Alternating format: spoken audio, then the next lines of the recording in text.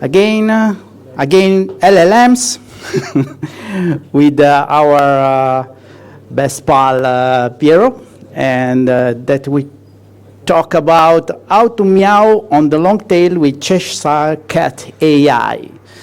And here is Piero Savastano. Big applause.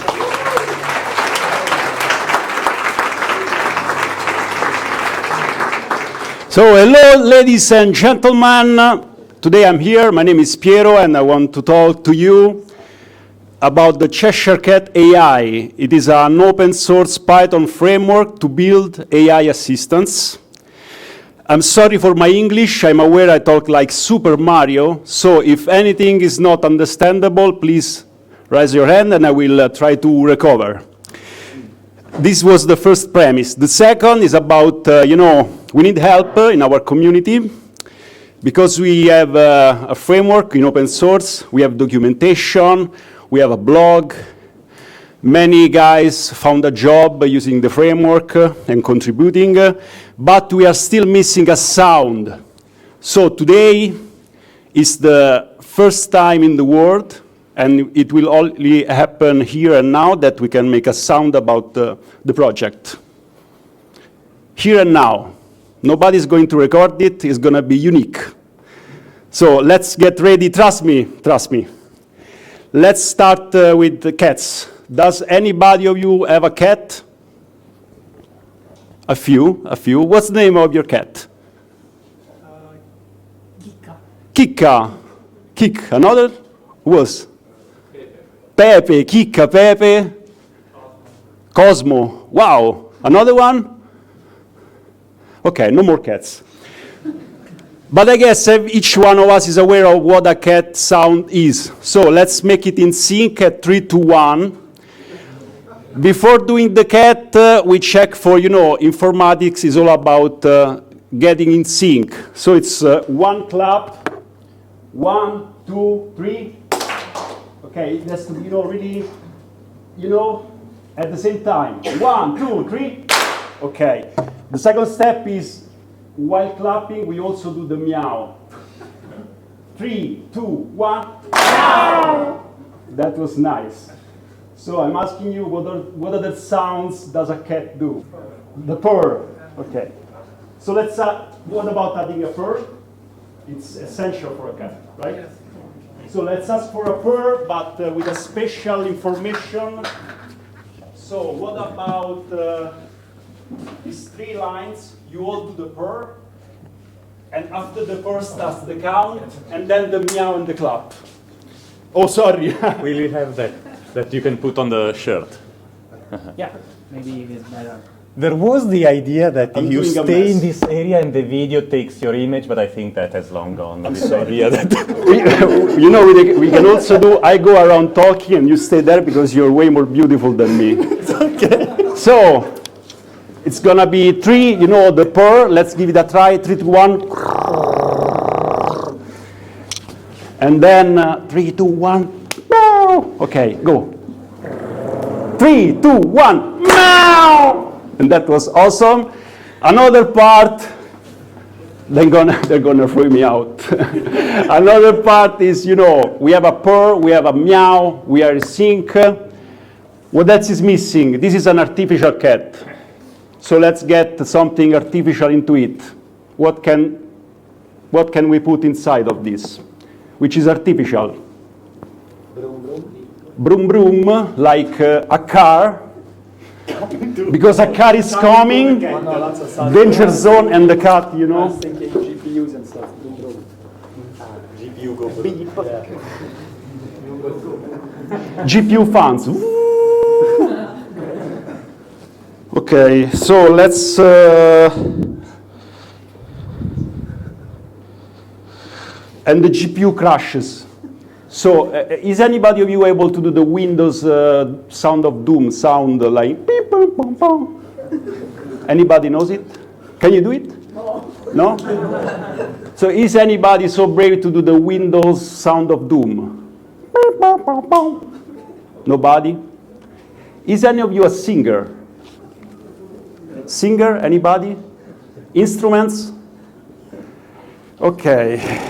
I do the people bubble. Okay, so another good idea is, we do the purr, we do the clap, and when the clap and the meow finishes, there is a GPU. Then the GPU stops, couple of seconds, and the whole system crashed. Okay. It's important, a couple of seconds of silence is really important because, the crash is dramatic. So take your time. Okay. So, 3, 2, 1, now!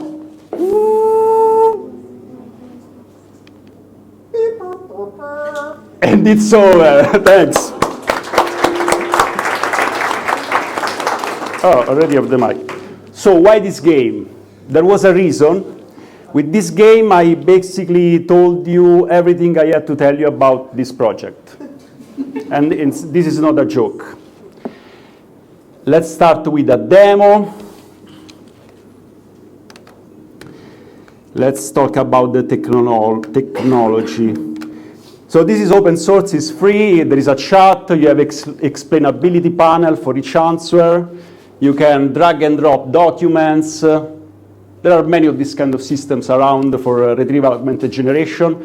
You have a memory page, you can search directly into memory. You can see a projection of the collections of the vector DB. You can edit the points. And you have plugins, WordPress style plugins. Jerry's Cat is the best one. We have, exploration of why a certain response was given. We are compatible with most open source language models and also closed source.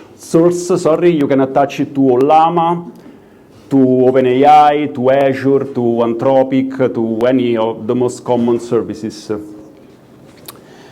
And we're not selling anything. So no email asked, no subscription. You can go and download the Docker image or directly the code, and you can hack on it.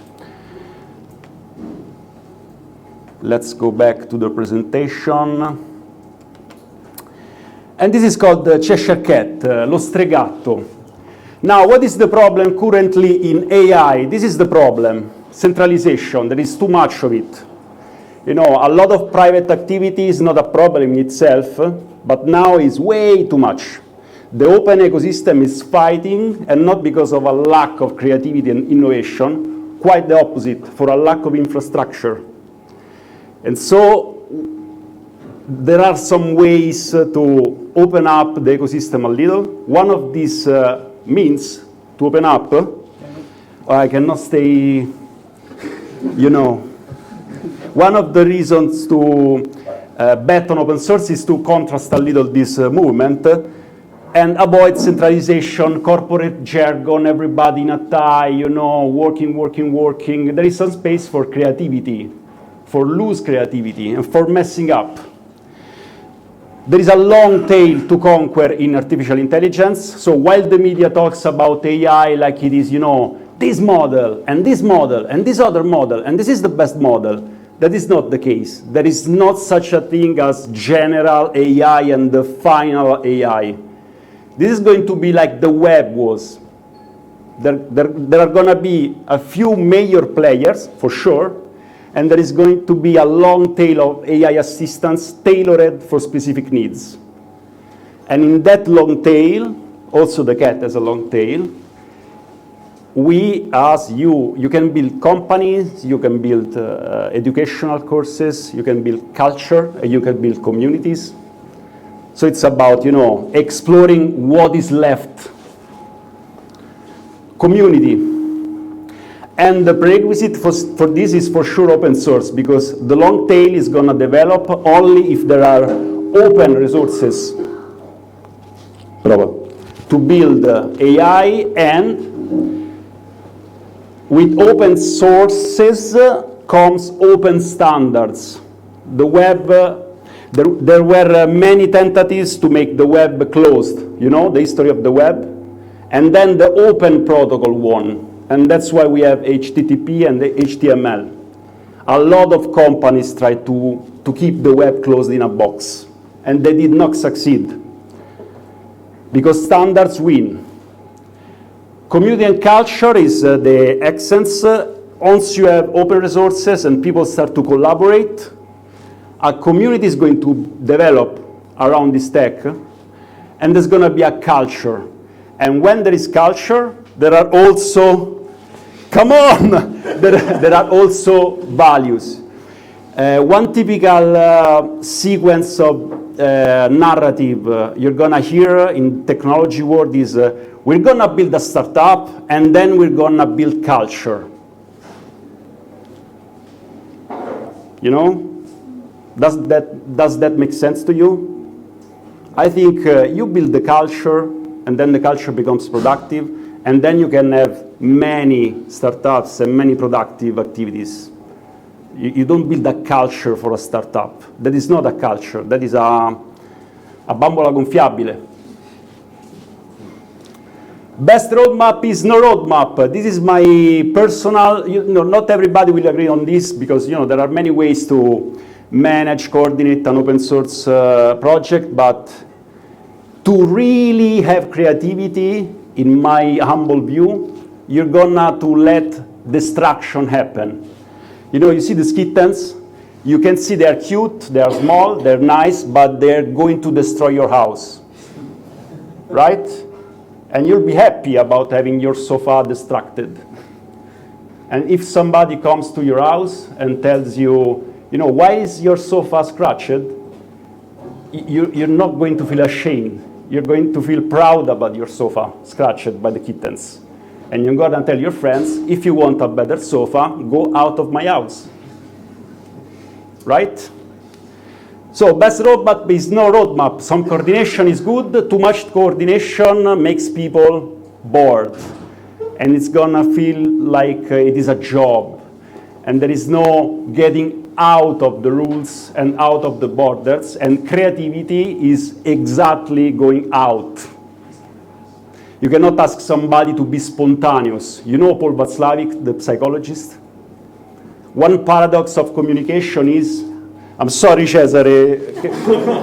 Yeah, you cannot ask somebody, like if I say to Cesare, be spontaneous, he cannot be, You cannot get spontaneous by receiving an order for somebody. He's going to be spontaneous when he wants, clearly, right? And that's the essence of creativity. One of the consequences is this: not many rules, quality sometimes is not that much. We try to do semantic versioning, but then out of the blue, a Swedish guy comes out, nobody knew him, and he writes, upgrading from 1.4 to 1.5 fucked up my production system. Title of the issue, issue on GitHub, right? Okay. Title of the issue, total fuck up. So that was the best moment for me in the whole history of the framework, because, if you get to a point that you have semantic version, anybody in public can say, this is a total fuck up, you have won. This is an open culture. This is the best.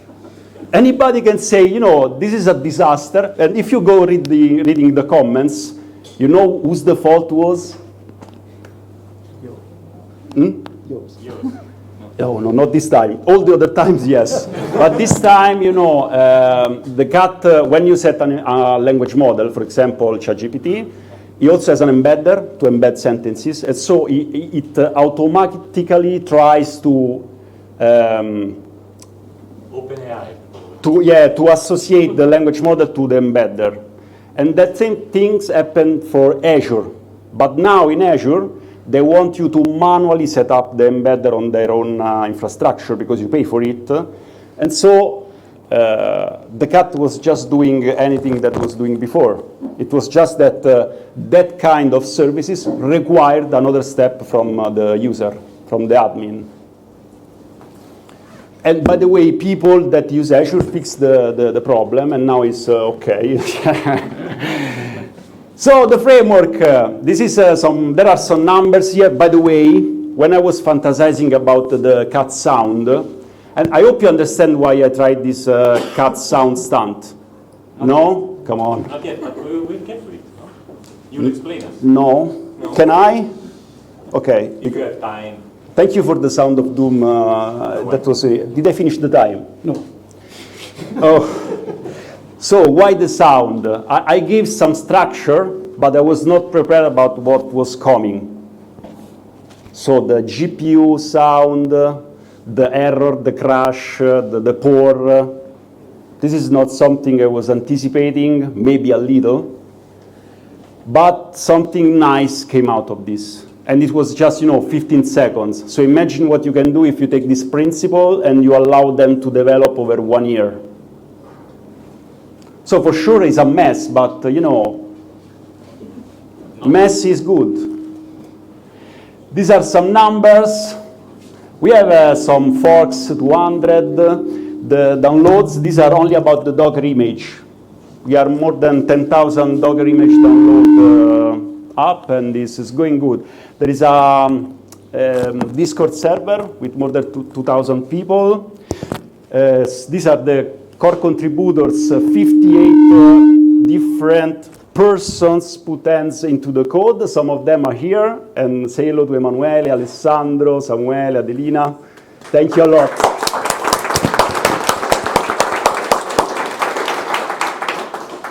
And they help because, they have fun, we have fun, we try to build something creative. Most of us, we are Italian. There is a good international presence. For the time being, we have all documentation and community in English, and for the time being, we want to expand also in other places of the world. Why the cat? Because it is ready to meow, ready to fight. It's done so friction is as less as possible. It's not going to be as easy as registering to one software as a service and using the bot, but it's going to be as easy as firing up a Docker image. So this is already conquered. Model agnostic. The cat sees embedders and language model as microservices, so you just have to expose a service to the cat, and it will treat that service as a language model. So you can use ChatGPT, Azure, Anthropic, whatever. They're going to have different performances, but it doesn't really care, because in this new wave of technology, assistant technology, aside from what media tells us now, the language model is not the AI, as everybody here knows. AI is a marketing name. Scientists called it language model. Why? Because it is a language model. And they also have another L, which is large. Why is large? Because you need infrastructure and data, and there are scaling laws to make it good. But it is a language model. So you can imagine a language model like, it's a little brain area, like the Broca area in the brain. It's language. It's not the whole system. So we have retrieval augmented generation. Everybody knows retrieval augmented generation here? Oh, great. We have both retrieval augmented generation and action tool function calling, and they are harmonized. Most frameworks either do one or the other. We have some strategies to make the RAG work in harmony with function calling. Not only we embed not only document chunks. You take a document, you upload, the documents get chunked, right? You add metadata, then you embed the texts, right? And then the text goes as a point, a vector into a collection. We do this for documents, as everybody's doing, but we also do that for conversations. And when we managed to do that, the light came on. An even better effect we had when, after embedding documents and embedding conversations, we also embedded procedures. So function calling, right? To make the language model call functions, you write functions in the prompt. But what if I have 30,000 functions?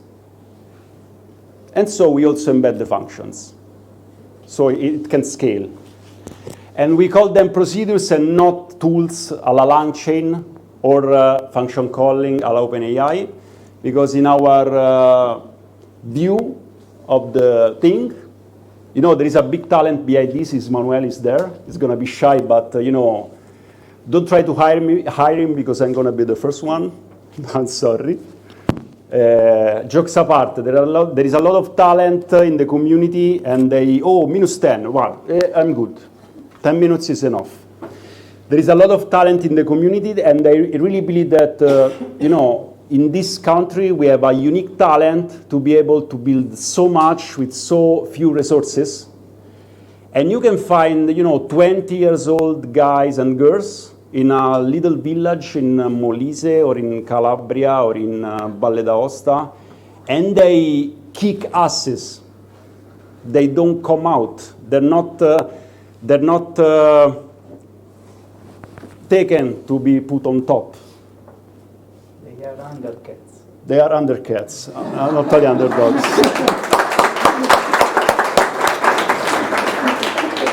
And so another invitation I have also, aside from, you know, the values of open source, and if you're really searching for talent, you don't reach talent by a LinkedIn advertisement. You don't really reach talent by asking a recruiting agency. You reach talent by building, by having a playfield in which they can do a mess, and while they do the mess, they develop the abilities, and then you see them, and then you can talk to them. And that is how you find talent. So we have RAG and Action Agent, plugin system and registry. This is inspired strongly by WordPress. So the framework is open. Plugins, you can sell them, you can keep them private, and there is also a public registry. So the economy comes in here. And we have 3 different constructs into the plugins: hooks, tools, and forms. Hooks are events, callbacks, so you can build your stuff around what happens inside the cat. Tools is the same concept as in LangChain and Llama Index, function calling. And forms is a new spec we are trying to build for multi-turn, goal-oriented conversation, like buying a product on Amazon, ordering a pizza, controlling your house devices. It's not simple function calling. It's a state machine with a conversational layer on top, which is the most interesting part, I think. There are many modules here, the language model, the embedder, but I see you're already really on top of this because the public here is really technical, so most of it you already know. It's agent. You know what an agent is? I think yes. Yeah, it's an algorithm that uses language models. Plugins, vector memory, it's Quadrant, the German open source database. We have a little partnership, and Quadrant is supported both file-based, container-based, cloud-based. So if you want to make it scale on the database, you can do it. The language model, the embedder. There's a chat. RabbitHole is a module to manage document uploads. And there is a whole system of events inside here. This is a list, no? Before cat bootstrap, after cat bootstrap, before cat reads message, cat recall query. These are all events you can hook up, so you can change what happens. For example, if you hook up agent prompt prefix, you receive the default prefix. You can change it and return it. And if there are 10 plugins wanting to work on the prompt, on instruction prompt, they are going to be executed in a pipe. So the instruction prompt is going to come up as a default and then pass through all the plugins. And then the final output is going to be the instruction prompt. There are LangChain tools. Yeah, another example is, I guess there is some minute, right? I almost finished. That was not a yes. 5, okay. Cat recall query, for example, no? If you do retrieval augmented generation, you need to embed something to do a retrieval. And you need to do a search, right? But do I want to make a query based on the last user query? Do I want to embed a piece of conversation? Do I want to extract entities from the conversation and maybe fire up a graph DB search and not only a vector DB search? Do I want to do any things? Do I want to do one of the infinite things I may want to do with this stuff? So it has to be open so I can destroy it, but I also gonna be able to create something that I really want and also maybe sell it at one point. And these are the hooks. There are 3 different vector collections. One is for conversation, one for the documents, and another one for the procedures, as I told you. Procedural memory, this is inherited from cognitive psychology. So procedural memory contains things that the framework can do, like call functions and also forms. Forms is the best part so far because also from a community culture point of view, there was a pizza order challenge inside the community, and we challenged each other to build a plugin that was going to let the cat be able to order a pizza. To order a pizza, you know, if the user says, I want a pizza, the bot, now I'm the bot, I'm going to say, okay, how many of you?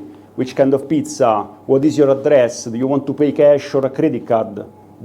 This is not simple function calling. It's going to be a whole conversation. And the conversation is going to be managed by a language model, for sure, because we're talking, but you also need state. And so you need the symbolic variables, and you need dictionaries and arrays, and you need validation for this information, right? And so with forms, you can declare a pedantic model. I hope you like pedantic, it's the best library ever.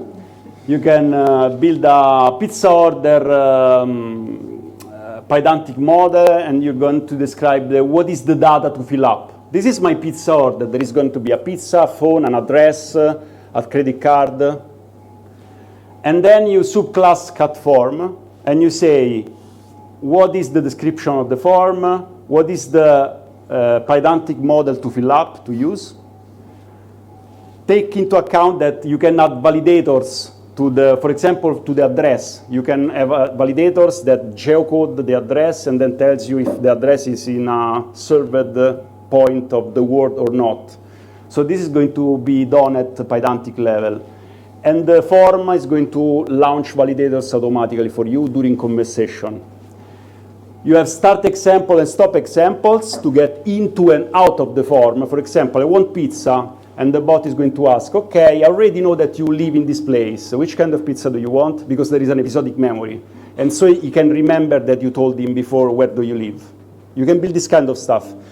And then he tells you, then you tell the bot, I'm not angry anymore. Then the form just closes up, and you can go on with another conversation.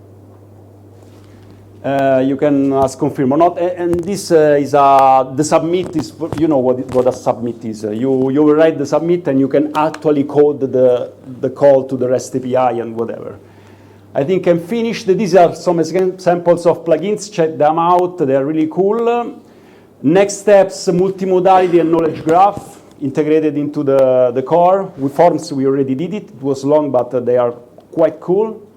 And I'm ready to questions. Thank you.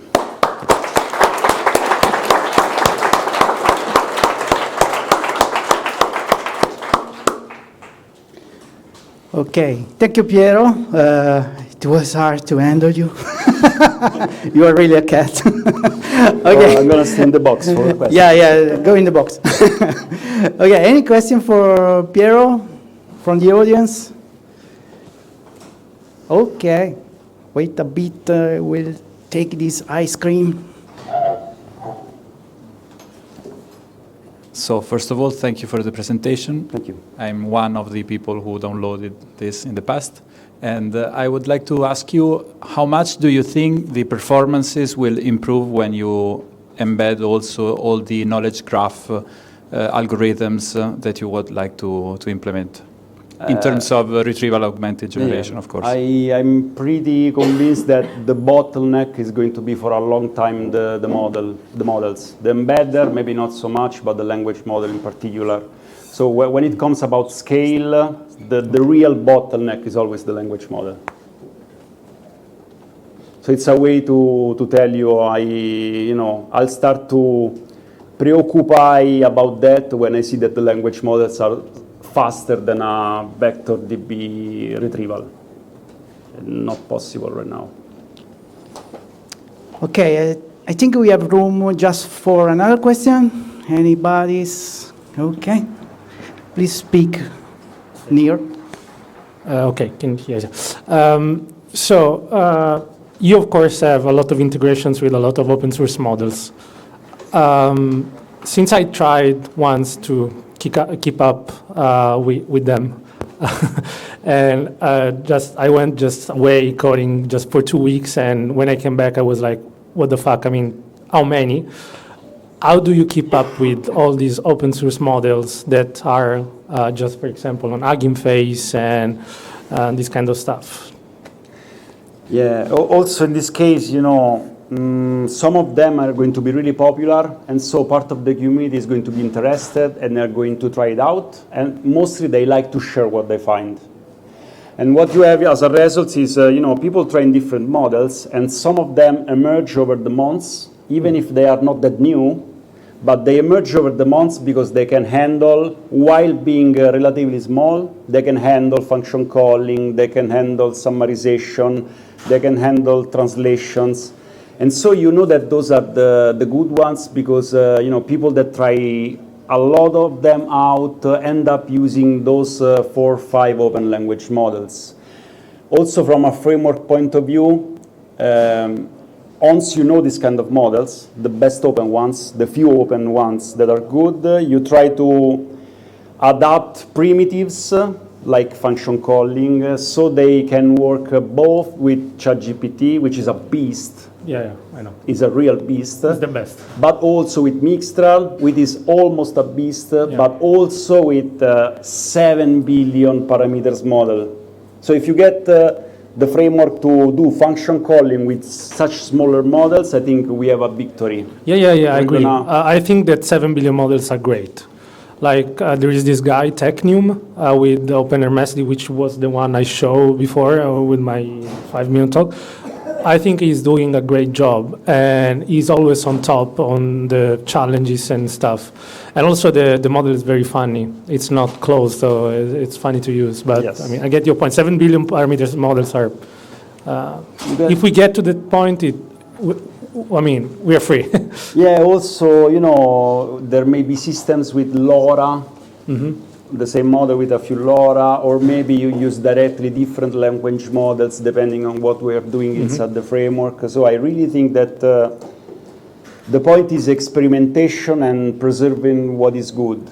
And I don't know, is the question also about prompting, maybe? No?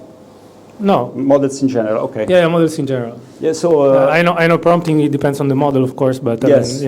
Yeah, for example, in prompting for function calling, we discovered that experimentally, if you do few shot and your function calling is based on JSON and not on a invented grammar, domain-specific language, if you rely on common grammars and give examples, the smaller models are going to give you a lot of satisfaction. Oh, great. Because they saw a lot of data structure, a lot of tutorial on the internet. Sometimes people use language models. It is a common projection to see intelligence, but they're still anyway completing text. So if you think about the text that they saw on the internet, which is a lot of JSON and markup language, your prompt is gonna be good. Okay, thank you. Thank you, Piero. Chase this guy that will integrate MLX for you in Cheshire Cat, and that's all. Thank you.